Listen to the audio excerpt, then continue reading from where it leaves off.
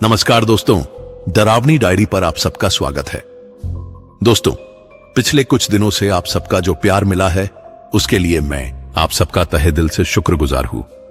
आप सबके कमेंट मुझे बहुत पसंद आए, जैसे अनुराग श्रीवास्तव लखनऊ से, सावित्री बरल ओडिशा से, अमित मिश्रा, निधि सिंह, अंशु, जोहान, सुजाता कुमारी, रोहित उत्तर प्रदेश से, सूरज देव प्रसाद, दीपू जायसवाल मध्य प्रदेश से, सुदीप कोलकाता से, म्यूजिक इंडिया, ज्योति स्वामी महाराष्ट्र से, रविशंकर कर्नाटका से, रंजित कंवर, मोसिम मलिक, सुदीप सिंह, दुर्गेश मौर्य मुंबई से, अजित भाई नोएडा से, पूजा शाखरे इंदौर से, अमित कुमार, मंजुला मोहन, अमित मिश्रा, चेतन जी, प्रेमनाथ वर्मा, जय बघेल ग्वालियर से, प्रवासिन ओडिशा से, भूमि पटेल, प्रितोष दास, सुधीर बनिता, अशोक आर्य मोदी नगर से, मासूम अंसारी कोलकाता से, स्वीटी गुप्ता नवाड़ा से, अशोक चारी हैदराबाद से। आप सभी का बहुत बहुत धन्यवाद। अभी भी बहुत से नाम हैं जिनका प्यार हमारे इस चैनल को मिला है। एक एक कर सबकी सूची आती रहेगी। आप सब ऐसे ही अपना प्यार देते रहे। तो चलिए आज की कहानी शुरू करते हैं। दोस्तों, आज जो कहानी मैं आपको सुनाने जा रहा हूं, ये उन दिनों की है जब हमारे देश के गांवों में तंत्र मंत्र और काली विद्याओं का इतना प्रभाव था कि लोग सूरज ढलते ही घरों में दुबक जाते थे। उस जमाने में एक तांत्रिक था जिसका नाम था भैरवनाथ। आज की कहानी उसी की है और जो कुछ उसने किया था उसका अंजाम आज भी कहीं ना कहीं महसूस किया जा सकता है। भैरवनाथ कोई साधारण तांत्रिक नहीं था। जो लोग उसे जानते थे वे कहते थे कि उसकी आंखों में एक अजीब सी भूख दिखती थी। यह भूख किसी खाने की नहीं बल्कि शक्ति की, सत्ता की और अमरता की थी। वो हमेशा कहता था कि एक दिन वो इस दुनिया का राजा बनेगा और मौत भी उसके आगे घुटने टेक देगी। उसका आश्रम एक गुफा में था जो शहर से कोसों दूर एक घने जंगल के बीच छुपी हुई थी। वो गुफा इतनी डरावनी थी कि दिन के उजाले में भी कोई वहां जाने से कतराता था। गुफा के मुंह पर इंसानों की खोपड़ियां लटकी रहती थीं, जो हवा के झोंके से हिलकर आपस में टकराती रहती थीं। एक अजीब सी खटखट की आवाज निकलती रहती थी, मानो वे खोपड़ियां अपनी मौत का बदला लेने के लिए अब भी तड़प रही हों। गुफा के अंदर का दृश्य और भी भयानक था। दीवारों पर खून से लिखे मंत्र, फर्श पर बिखरी हुई हड्डियां और कोनों में रखी गई अजीबोगरीब वस्तुएं। हवा में हमेशा एक सड़ांध भरी बदबू रहती थी जो किसी जिंदा इंसान के लिए सहन करना मुश्किल था। पर भैरवनाथ को इन सब चीजों से कोई परेशानी नहीं होती थी, क्योंकि उसका मन तो कब का मर चुका था। रात के समय जब पूरा इलाका सन्नाटे में डूब जाता था, तब भैरवनाथ अपनी साधना में लग जाता था। उसकी गुफा से निकलने वाली आवाजें इतनी डरावनी होती थीं कि जंगल के जानवर भी घबराकर दूर भाग जाते थे। कभी कभी ऐसी चीखें सुनाई देती थीं जो किसी इंसान की नहीं लगती थीं। गांव के लोग कहते थे कि वो अपनी साधना के लिए जिंदा इंसानों की बलि भी देता है। भैरवनाथ जानता था कि अमृता पाने का सिर्फ एक ही तरीका है, उसे मृत्यु की देवी की संतान को जन्म देना होगा। इसके लिए उसे किसी प्रेतनी को वश में करना था, लेकिन यह काम इतना आसान नहीं था। प्रेतनी को बुलाने के लिए उसे ऐसी साधना करनी पड़ती थी जिसमें उसकी अपनी जान भी जा सकती थी। पर वो तैयार था इस खतरे के लिए। महीनों की तैयारी के बाद आखिर वो दिन आ गया जब भैरवनाथ ने तय किया कि अब वो अपनी योजना को अमल में लाएगा। उसने सारी जरूरी चीजें इकट्ठी कर ली थीं, काले धागे, मानव रक्त, हवन की सामग्री और सबसे जरूरी एक रक्तमणि का ताबीज, जिसके बिना किसी प्रेतनी को वश में करना नामुमकिन था। उस रात जब वो अपनी गुफा में अकेला बैठा था तो उसे लगा जैसे आसपास की हवा में कुछ बदलाव हो रहा है। एक अजीब सी ठंडक महसूस हो रही थी और हवा में एक मीठी सी सड़ांध घुल गई थी। यह सब संकेत थे कि उसकी साधना काम कर रही है और जल्द ही कुछ अलौकिक घटने वाला है। भैरवनाथ मुस्कुराया, क्योंकि वो जानता था कि अब कोई उसे रोक नहीं सकता। अमावस्या की वो रात जिसका भैरवनाथ महीनों से इंतजार कर रहा था, आखिर आ गई थी।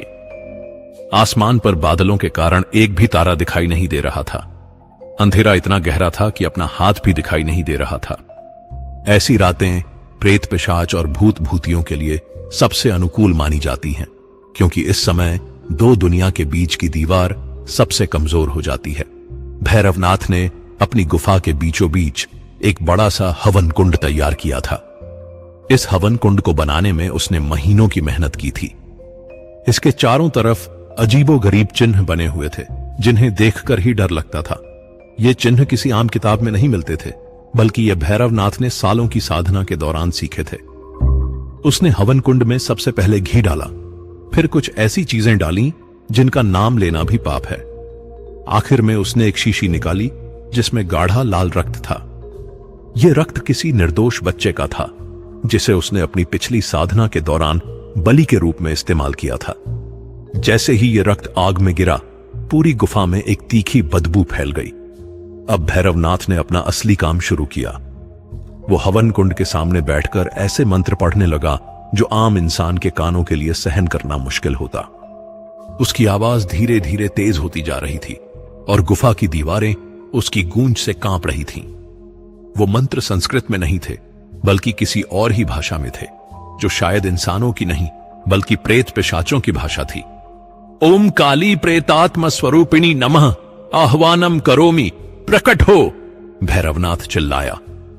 जैसे ही ये शब्द उसके मुंह से निकले, आसपास की हवा में एक अजीब सा बदलाव हुआ। तेज हवा का झोंका आया, लेकिन यह कोई साधारण हवा नहीं थी। इसमें एक अजीब सी ठंडक थी जो हड्डियों तक को ठंडा कर देती थी। गुफा के बाहर के पेड़ों की पत्तियां इतने जोर से हिलने लगीं जैसे कोई भूकंप आ गया हो। हवन कुंड की आग, जो पहले पीली थी, अचानक नीली हो गई। ये नीली आग कोई साधारण आग नहीं थी, बल्कि ये उस दुनिया की आग थी जहां प्रेत पिशाच रहते हैं। इस आग की रोशनी में गुफा का पूरा नजारा और भी डरावना लग रहा था। दीवारों पर पड़ने वाली परछाइयां ऐसी लग रही थीं जैसे वे जिंदा हों और हिल रही हों। तभी हवन कुंड से उठने वाले धुएं में कुछ अजीब होने लगा। धुआं अब सिर्फ ऊपर नहीं जा रहा था, बल्कि एक आकार लेने लगा था। पहले तो यह धुआं बेतरतीब था, लेकिन धीरे धीरे इसमें से एक स्त्री का रूप उभरने लगा। भैरवनाथ की सांस तेज हो गई, क्योंकि वह जानता था कि उसकी साधना काम कर रही है।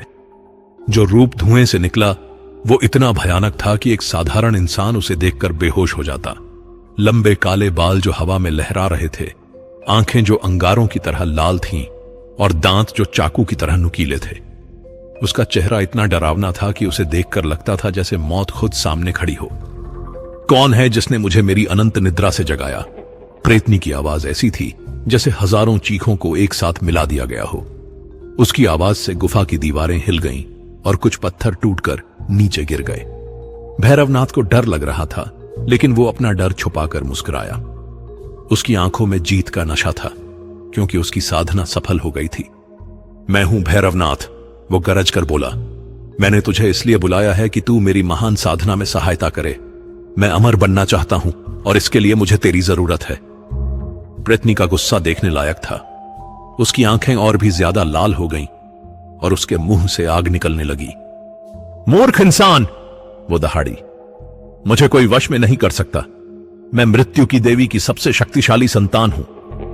लेकिन भैरवनाथ इसके लिए तैयार था। उसने अपने गले से रक्तमणि का ताबीज निकाला और उसे हवा में लहराया। जैसे ही प्रेतनी की नजर उस ताबीज पर पड़ी, उसकी आंखों में डर दिखाई दिया। वो ताबीज कोई साधारण ताबीज नहीं था, बल्कि इसे बनाने के लिए भैरवनाथ ने सैकड़ों निर्दोष लोगों की बलि दी थी। अब तू मेरे अधीन है। भैरवनाथ ने ताबीज को पकड़ते हुए एक खास मंत्र पढ़ा। प्रेतनी का शरीर कांपने लगा और उसकी शक्ति कम होने लगी।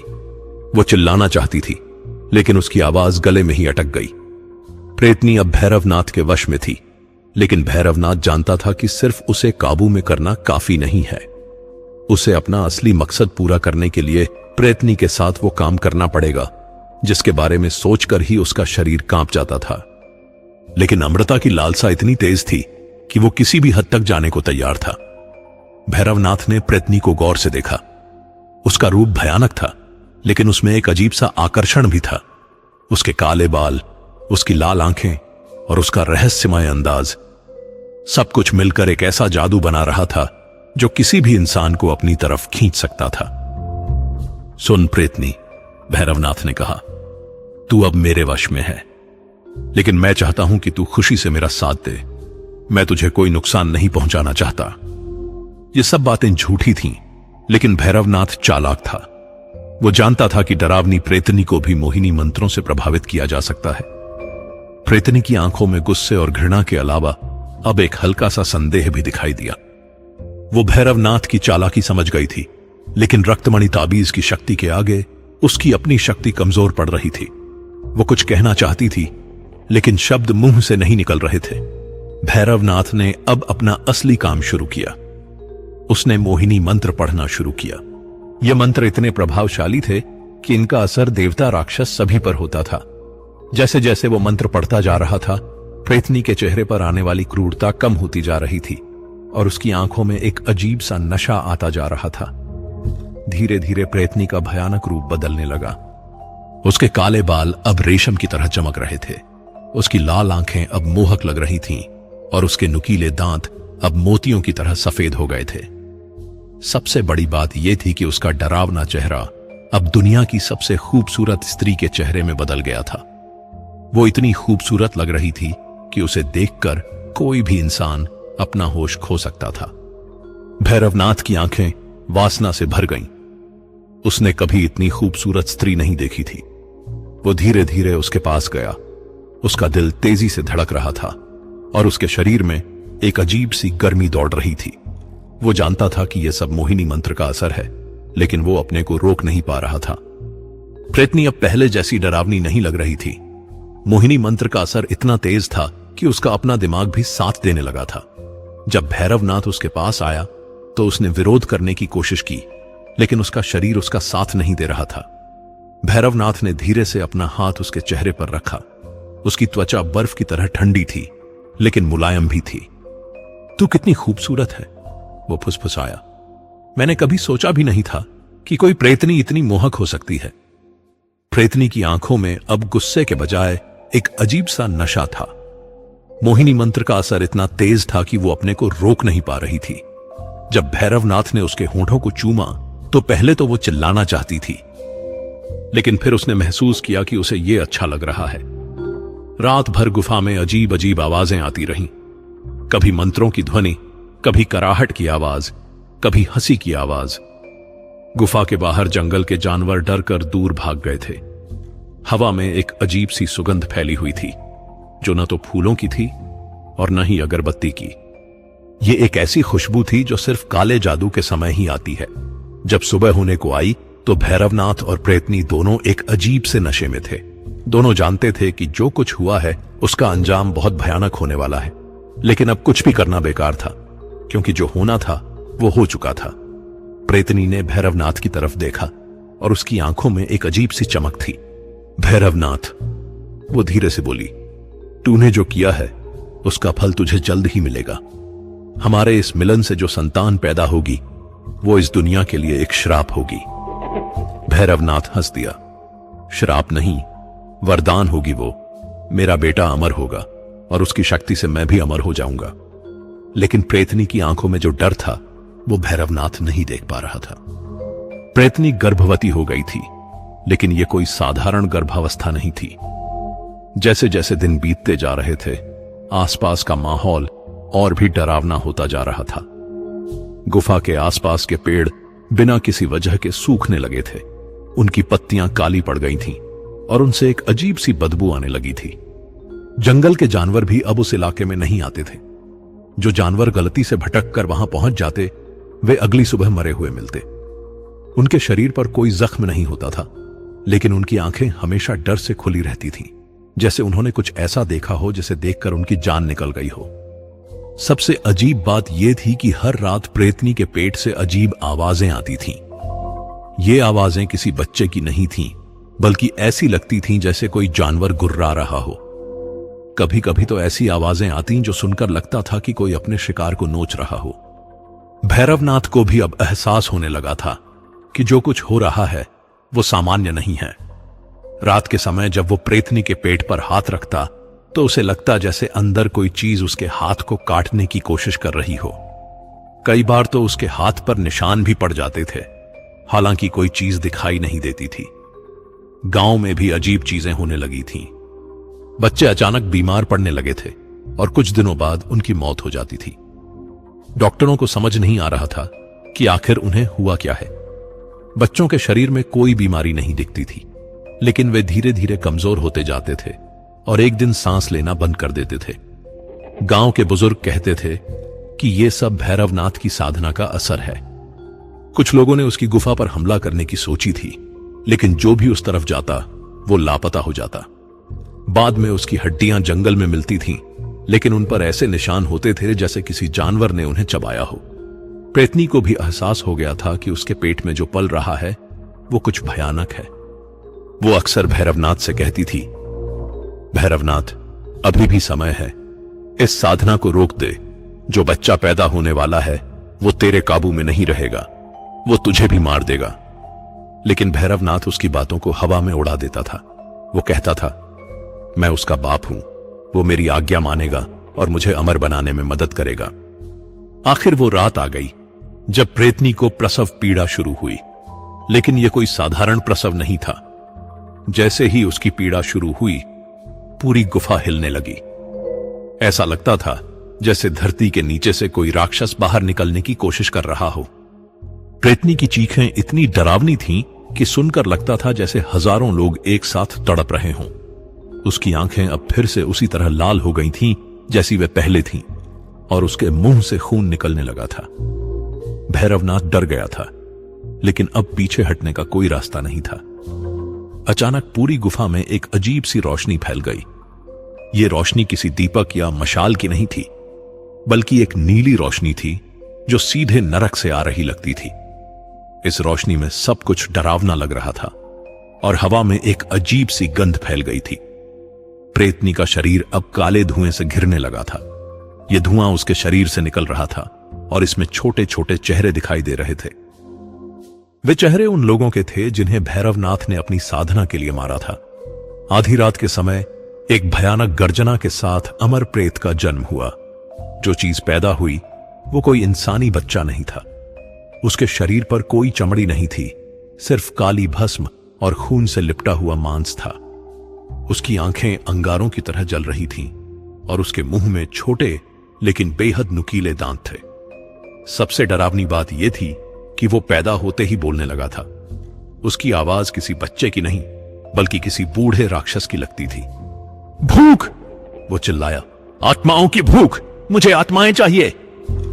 भैरवनाथ पहले तो डर गया, लेकिन फिर खुशी से नाचने लगा। हां मेरे बेटे! वो चिल्लाया, तू ही वो अमर प्रेत है जिसका मैं इंतजार कर रहा था। तेरी शक्ति से मैं भी अमर हो जाऊंगा। लेकिन प्रेतनी की आंखों में गहरा डर था। वो जानती थी कि जो कुछ पैदा हुआ है वो सिर्फ विनाश लाएगा। वो धीरे से बोली, भैरवनाथ, यह बच्चा तेरे काबू में नहीं रहेगा, यह तुझे भी मार देगा। अमर प्रेत ने अपनी मां की तरफ देखा और हंसा। उसकी हंसी से पूरी गुफा गूंज उठी। मां सही कह रही है, वो बोला, मैं किसी के काबू में नहीं रहूंगा, मैं सिर्फ अपनी भूख मिटाऊंगा। अमर प्रेत जैसे जैसे बड़ा होता जा रहा था, उसकी भूख भी बढ़ती जा रही थी। दिन में वो गुफा में छुपा रहता था, लेकिन जैसे ही रात होती वो गांव की तरफ निकल पड़ता था। उसकी चाल इंसानों जैसी नहीं थी, बल्कि वो हवा में तैरता हुआ चलता था। उसके पीछे हमेशा काला धुआं रहता था और जहां भी वो जाता वहां मौत की छाया फैल जाती थी। पहली रात जब वो गांव गया तो उसने एक बूढ़े आदमी को अकेले घर में देखा। बूढ़ा आदमी अपनी पत्नी की तस्वीर देखकर रो रहा था, जो कुछ दिन पहले ही मरी थी। अमर प्रेत धीरे से उसके पास गया और अपना हाथ उसके माथे पर रख दिया। जैसे ही उसका हाथ बूढ़े के माथे पर लगा, बूढ़े की आंखें फैल गईं और उसके मुंह से एक दर्द भरी चीख निकली। लेकिन यह चीख ज्यादा देर तक नहीं चली, क्योंकि अमर प्रेत ने उसकी आत्मा को खींच लिया था। बूढ़े का शरीर वहीं गिर पड़ा, लेकिन उसकी आंखें बिल्कुल खाली हो गई थीं, जैसे उनमें से जिंदगी ही निकल गई हो। अगली सुबह जब गांव वालों को पता चला तो वे समझ नहीं पाए कि आखिर हुआ क्या है। बूढ़े के शरीर पर कोई जख्म नहीं था, कोई बीमारी के निशान नहीं थे, लेकिन वो मर चुका था। सबसे डरावनी बात यह थी कि उसकी आंखें बिल्कुल सफेद हो गई थीं, जैसे उनमें से सब कुछ खत्म हो गया हो। अगली रात अमर प्रेत फिर आया। इस बार उसने एक जवान औरत को निशाना बनाया जो अपने छोटे बच्चे को सुला रही थी। जैसे ही उसने उस औरत को छुआ, वही हुआ जो बूढ़े के साथ हुआ था। औरत की जान निकल गई और उसकी आंखें खाली हो गईं।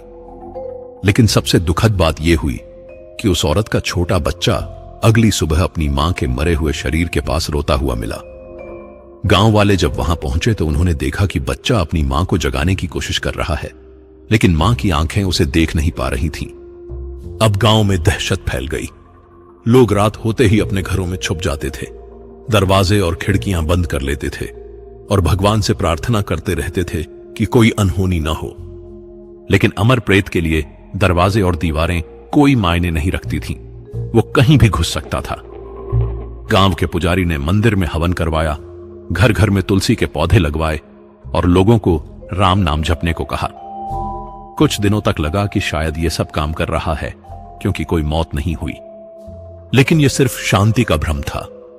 एक हफ्ते बाद अमर प्रेत फिर से आया, लेकिन इस बार वो और भी खतरनाक था। उसने एक ही रात में 5 लोगों की जान ली। ये लोग अलग अलग घरों में थे, लेकिन सभी का अंजाम एक जैसा था, खाली आंखें और बेजान शरीर। भैरवनाथ को भी एहसास हो गया था कि अब अमर प्रेत उसकी बात नहीं मान रहा। पहले वो उसे आदेश देता था कि किसे मारना है, लेकिन अब अमर प्रेत अपनी मर्जी से शिकार चुनता था। जब भैरवनाथ ने उसे रोकने की कोशिश की तो अमर प्रेत ने उसकी तरफ ऐसी नजर से देखा जिसमें साफ धमकी थी। बाप, अमर प्रेत ने कहा, और उसकी आवाज में अब पहले जैसा सम्मान नहीं था। तू मुझे सिखाने की कोशिश मत कर, मैं तेरे काबू में नहीं हूं। मैं सिर्फ अपनी भूख मिटाता हूं। भैरवनाथ डर गया, लेकिन अभी भी उसे उम्मीद थी कि वो किसी तरह अमर प्रेत को काबू में कर सकता है। उसने कई तरह के मंत्र आजमाए, लेकिन कुछ भी काम नहीं आया। अमर प्रेत अब इतना ताकतवर हो गया था कि कोई भी मंत्र उस पर असर नहीं करता था। गांव में अब केवल आधे लोग बचे थे। बाकी या तो मर चुके थे या डरकर शहर भाग गए थे। जो बचे थे वे हर रात मौत का इंतजार करते थे। कुछ लोगों ने खुदकुशी करने के बारे में सोचा था, क्योंकि वे मानते थे कि अमर प्रेत के हाथों मरने से अच्छा है कि खुद ही जान दे दें। लेकिन सबसे दुखद बात यह थी कि अमर प्रेत की भूख कभी नहीं मिटती थी। जितनी आत्माएं वो खाता था, उसकी भूख उतनी ही बढ़ती जाती थी। वो अब एक रात में 2-3 लोगों को मार डालता था और हर बार उसकी शक्ति और बढ़ जाती थी। प्रेतनी ने देखा था कि उसका बेटा दिन प्रतिदिन और भी खूंखार होता जा रहा है। अब तो वो भैरवनाथ की भी नहीं सुनता था और कभी कभी तो उसे धमकी भी देता था। प्रेतनी जानती थी कि अगर जल्दी कुछ नहीं किया गया तो ये अमर प्रेत पूरी दुनिया को तबाह कर देगा। एक रात जब अमर प्रेत शिकार पर गया था, प्रेतनी ने भैरवनाथ से बात की। भैरवनाथ, वो बोली, अब भी समय है। इस राक्षस को रोकना होगा, यह तुझे भी नहीं छोड़ेगा। भैरवनाथ अभी भी अपने सपने में खोया हुआ था। नहीं, वो बोला, वो मेरा बेटा है, वो मुझे अमर बनाएगा, बस मुझे और इंतजार करना होगा। प्रेतनी ने गुस्से से कहा, मूर्ख, तू अभी भी नहीं समझा। वो किसी का नहीं है, वो सिर्फ विनाश का प्रतीक है। उसी रात अमर प्रेत वापस आया, लेकिन इस बार उसके हाथ खून से सने हुए थे। उसने न सिर्फ लोगों की आत्माएं खाई थीं, बल्कि उनके शरीर को भी नोचा था। अब वो इंसान के मांस का स्वाद भी चखने लगा था। जब वो गुफा में दाखिल हुआ तो उसकी नजर भैरवनाथ पर पड़ी। उसकी आंखों में अब वो नजर थी जो एक शिकारी की अपने शिकार को देखते समय होती है। बाप, वो धीरे से बोला, अब तेरी बारी है। भैरवनाथ घबरा गया। क्या मतलब? मैं तेरा बाप हूं। अमर प्रेत हंसा। उसकी हंसी इतनी डरावनी थी कि गुफा की दीवारें कांप गईं। बाप, वो बोला, तूने मुझे सिर्फ अपने स्वार्थ के लिए पैदा किया है। तू मुझसे अमरता चाहता है तो ले, मैं तुझे अमरता देता हूं। इससे पहले कि भैरवनाथ कुछ समझ पाता, अमर प्रेत ने अपने नुकीले पंजों से उसकी छाती फाड़ दी। भैरवनाथ की एक भयानक चीख निकली जो पूरे जंगल में गूंज गई। उसका खून गुफा की दीवारों पर छलक गया। तू अमर होना चाहता था ना? अमर प्रेत ने कहा, अब तू हमेशा के लिए यहीं रहेगा, इस गुफा में, मेरे गुलाम के रूप में। भैरवनाथ की आत्मा उसके शरीर से निकली, लेकिन अमर प्रेत ने उसे खाने के बजाय गुफा में ही बांध दिया। अब भैरवनाथ की आत्मा हमेशा के लिए उस गुफा में कैद हो गई थी और वो अमर प्रेत का गुलाम बन गया था। प्रेतनी ये सब देखकर समझ गई कि अब उसे कुछ करना होगा। वो जानती थी कि अमर प्रेत को मारना नामुमकिन है क्योंकि वो अमर है, लेकिन उसे बांधा जा सकता है। जब अमर प्रेत अगली रात शिकार पर गया, प्रेतनी ने अपनी आखिरी शक्ति इस्तेमाल करके एक खास मंत्र पढ़ा। यह मंत्र इतना ताकतवर था कि इसे पढ़ने वाला खुद ही मर जाता है, लेकिन प्रेतनी को अपने बेटे को रोकने के लिए अपनी जान देने को तैयार था। जैसे ही वो मंत्र पूरा हुआ, पूरी गुफा में आग लग गई। लेकिन यह कोई साधारण आग नहीं थी, बल्कि वो आग थी जो आत्माओं को जलाती है। प्रेतनी की उम्मीद थी कि इस आग में अमर प्रेत भी जल जाएगा, लेकिन जब अमर प्रेत वापस आया और आग देखी तो वो हंसने लगा। मां, वो बोला, तूने मुझे जलाने की कोशिश की। मैं अमर हूं, मुझे कोई आग नहीं जला सकती। प्रेतनी की आखिरी उम्मीद भी टूट गई। वो उस आग में जलते हुए बोली, तो फिर भगवान ही इस दुनिया की रक्षा करे। अमर प्रेत ने अपनी मां को आग में जलते हुए देखा, लेकिन उसे कोई दुख नहीं हुआ। वो सिर्फ हंसा और बोला, अब इस दुनिया में मुझे रोकने वाला कोई नहीं है। गुफा जलकर राख हो गई, लेकिन अमर प्रेत बच गया। अब वो पूरी तरह से आजाद था। उसे न तो कोई रोकने वाला था और न ही कोई डर था। वो जानता था कि अब पूरी दुनिया उसका शिकारगाह है। दिन बीतते गए और अमर प्रेत का आतंक फैलता गया। वो एक गांव से दूसरे गांव जाता रहा और जहां भी जाता वहां सिर्फ मौत और तबाही छोड़ता था। लोग उस इलाके को छोड़कर भागने लगे, लेकिन अमर प्रेत उनका पीछा करता रहा। आज भी कहते हैं, अमर प्रेत कहीं ना कहीं घूमता रहता है। वो हर अमावस्या की रात को सबसे ज्यादा सक्रिय होता है। जो भी अकेला कहीं जाता है, खासकर जंगलों में या वीरान जगहों पर, उसे सावधान रहना चाहिए। उस इलाके को जहां कभी भैरवनाथ की गुफा थी, लोग अब प्रेतवन कहते हैं। आज भी वहां कोई जाने की हिम्मत नहीं करता। कहते हैं कि वहां आज भी भैरवनाथ की आत्मा भटकती रहती है और रात के समय उसकी चीखें सुनाई देती हैं। अमर प्रेत आज भी कहीं ना कहीं है। वो अब भी भूखा है, आत्माओं की भूख, और जब तक ये दुनिया है तब तक वो अपनी भूख मिटाता रहेगा। अगर कभी आपको रात के समय कोई अजीब आवाज सुनाई दे या कोई काली छाया दिखाई दे, तो तुरंत वहां से भाग जाइए, क्योंकि हो सकता है कि वो अमर प्रेत हो, अपना अगला शिकार ढूंढते हुए। और हां, अगर कभी कोई आपसे कहे कि वो आपको अमरता दे सकता है, तो याद रखिएगा, अमरता की कीमत हमेशा बहुत भयानक होती है। भूख, आत्माओं की भूख।